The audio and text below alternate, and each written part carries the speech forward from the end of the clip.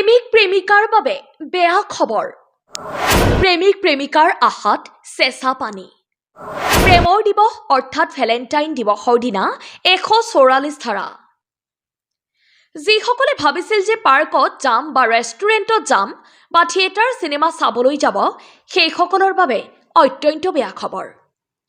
প্ৰশাসনৰ তৰফৰ পৰা জাৰি কৰা হৈছে এই ঘোষণা ভেলেণ্টাইন ডে উদযাপন কৰা সকলৰ বাবে দুখবৰ কোভিডৰ নতুন ভেৰিয়েণ্ট যাতে ভয়ংকৰ ৰূপ ধাৰণ কৰিব নোৱাৰে তাৰ প্ৰতি লক্ষ্য ৰাখি 144 ধাৰা জাৰি প্ৰশাসনৰ 4 ফেব্ৰুৱাৰীৰ পৰা 28 ফেব্ৰুৱাৰীলৈ থাকিব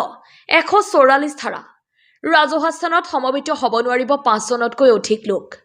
ৰাজহুৱা স্থানত বজাব নোৱাৰিব গান বা লাউডস্পিকাৰ যদি কোনোবাই এই আইন ভংগ কৰে তেন্তে আইপিসি 188 ৰ অধীনত হ'ব শাস্তি প্ৰেমিক প্ৰেমিকাৰ বাবে এই দিনটো কিমান গুৰুত্ব সেই বিষয়ে সোশ্যাল মিডিয়া ব্যৱহাৰ কৰা সকলে ভালকৈ জানে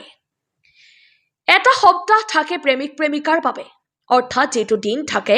rose day chocolate day Valentine day সকলো থাকে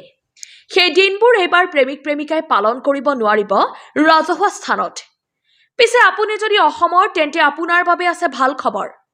144 ধাৰা আপোনাৰ বাবে প্ৰযোজ্য নহয় এই ধাৰা চীন দেশৰ বাবেহে প্ৰযোজ্য ইন্টাৰনেশ্যনেল ডেস্ক ৰিপোৰ্ট বাতৰি লাইভ 24